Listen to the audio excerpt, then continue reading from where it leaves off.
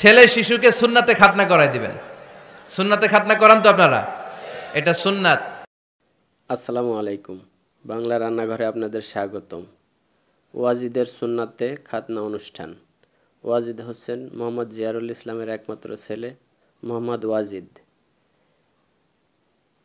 ইসলাম এবং বিজ্ঞান এই সুন্নাতে খাতনা নিয়ে কী বলে চলুন জেনে নেওয়া যাক। ছেলে শিশুকে সুন্নাতে খাতনা করাই দিবেন। সুন্নাতে খাতনা করান তো আপনারা, এটা সুন্নাত।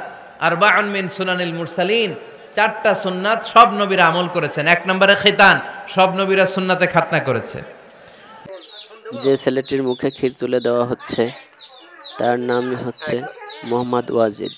এই ছেলেটিকেই সুন্নাতে খাতনা করানো হয়েছে। পাশে যে ছেলেটি বসে আছে সেই ছেলেটি ওয়াজিদের চাচাতো ভাই। আমার প্রশ্নটা হলো, ইসলাম ধর্মে খতনা দেয়াটা বাধ্যতামূলক কেন? ভাই, আপনি প্রশ্ন করলেন এটা কি আবশ্যিক, এটা কি বাধ্যতামূলক যে মুসলিম পুরুষরা খতনা করবে, এটা কি ফরজ?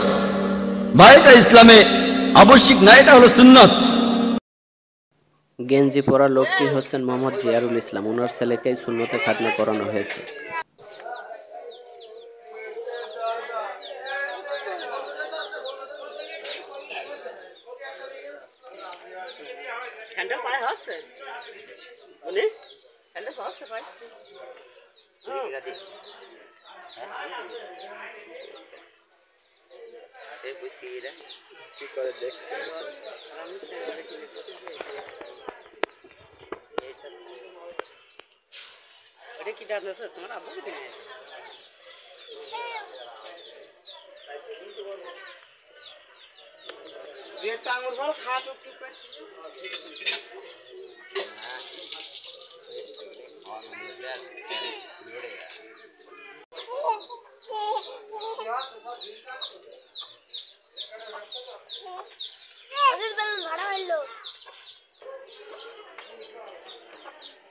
ভাত খাবি না?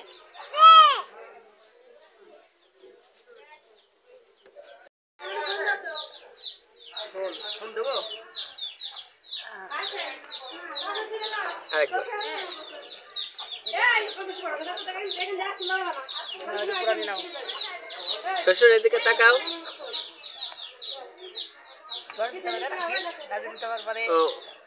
ওই পাশেরটা একটু দাও।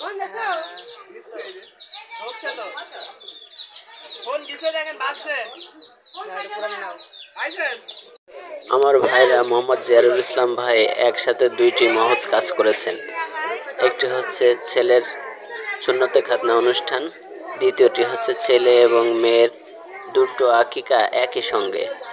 2টো আকিকায় ছেলের জন্য 2টা খাসি এবং মেয়ের জন্য 1টা খাসি জবাই করে সম্পূর্ণ দাওয়াতি মেহমানদের সম্পূর্ণ ফ্রিতে আপ্যায়ন করেছেন। কোনো রকমের কোনো উপঢৌকন গ্রহণ করেন নাই।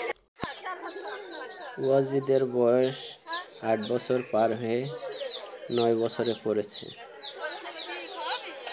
ওয়াজিদ ক্লাস 2তে পড়ে। ছোট মানুষ, সবাই ক্ষীর দিচ্ছে মুখে।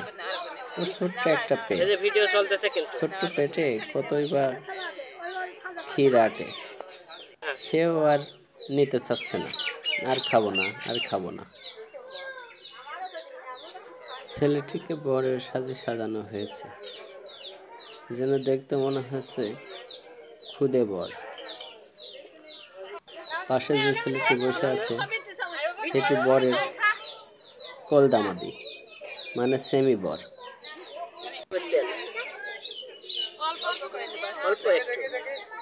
দেখতে বেশ ভালোই দেখা যাচ্ছে।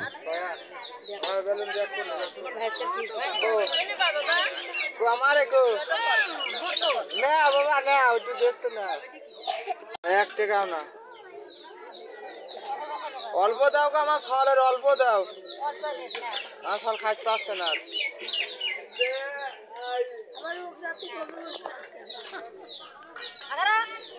ওয়াজিদ ছোট হলেও বুদ্ধি আছে। সবার সম্মানার্থে সবার দেওয়া ক্ষীর মুখে তুলে নিচ্ছে। অবশেষে ক্ষীরগুলো সাইডে ফেলে দিচ্ছে। নাকি কন আপা, নাকি কন বসে থাকতে থাকতে ছেলে দুটো বোর হয়ে গেছে, আর কতক্ষণ বসে থাকা যায়, অলসতা লেগে যাচ্ছে, তাই উড়ামুড়া ছাড়ছে। এখানে যাদেরকে দেখা যাচ্ছে তারা সবাই দাওয়াতি মেহমান, কেউ নানি, কেউ খালা, কেউ খালু, কেউ ফুপু, কেউ ফুপা এবং অন্যান্য পাড়া প্রতিবেশী।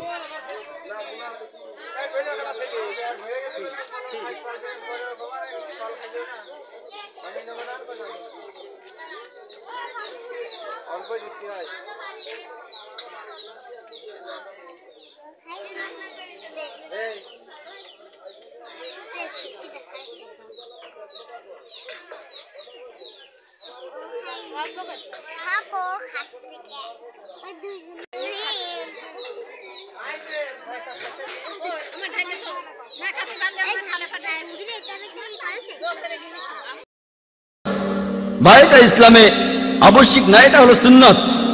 এটা সুন্নতে মুআক্কাদা, এটা করলে খুবই ভালো, এটা হলো মুস্তাহাব। আর ইসলামে খতনা দেওয়াটা হলো সুন্নত, এটা ফরজ না।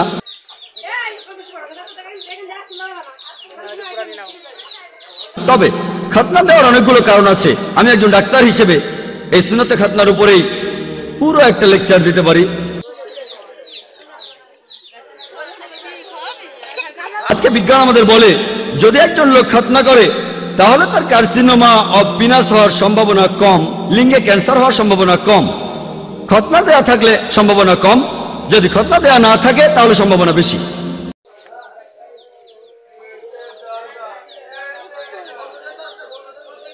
বেশ কিছু রোগ আছে যেগুলো প্রতিরোধ করা যায় যদি খতনা দেয়া থাকে। খতনা দেওয়ার সময় প্রেপিউসটা কেটে ফেলা হয়, অর্থাৎ লিঙ্গের ফোরস্কিন কেটে ফেলা হয়। এখানে আপনারা দেখবেন যে খতনা না দেয়া কেউ যদি প্রকৃতির ডাকে সাড়া দেয়, তারপর প্রসাব করার পরে তার প্রেপিউসের ভেতরে প্রসাবের কয়েকটা ফোঁটা থেকে যায় ফোরস্কিনের ভেতরে, এ থেকে অনেক রোগ হতে পারে। চুলকানি হতে পারে, শরীরের ত্বকে প্রদাহ হতে পারে, হতে পারে পেপলোসাইটিস। খতনা করলে এইসব রোগকে প্রতিরোধ করা যায়। খতনা দেয়া থাকলে আপনার ত্বকে বিভিন্ন রকম ইনফেকশন হওয়ার সম্ভাবনাও কম। এখনকার বিজ্ঞান আমাদের বলে যার খতনা দেয়া থাকে তার এইডস রোগ হওয়ার সম্ভাবনাও অনেক কম। এইডসের ভাইরাস খুবই তাড়াতাড়ি ছড়াবে যদি খতনা করা না থাকে। এরকম আরো অনেক রোগকে প্রতিরোধ করা যায়। এজন্য আপনারা দেখবেন যে আজকের আমেরিকাতেই 50%-এর বেশি ছেলেকে তাদের জন্মের পরই খতনা দেওয়া হয়, তারা কিন্তু মুসলিম না। এমনকি আমেরিকার খ্রিস্টানরাও ডাক্তার বাবা মাকে জিজ্ঞেস করেন আপনারা কি আপনাদের ছেলেদের খতনা দিতে চান, আর তাদের 50%-এরও বেশি ছেলেকে খতনা দেওয়া হয়। ইসলামে আছে সেজন্য করে না, কারণ তারা জানে এতে করে তাদের ছেলেদের উপকার হবে। ভিডিওটি ভালো লাগলে লাইক, কমেন্ট, শেয়ার এবং সাবস্ক্রাইব করবেন। সেই সাথে পরবর্তী ভিডিও সবার আগে পেতে বেল বাটনটি অন করে দিবেন। আল্লাহ হাফেজ।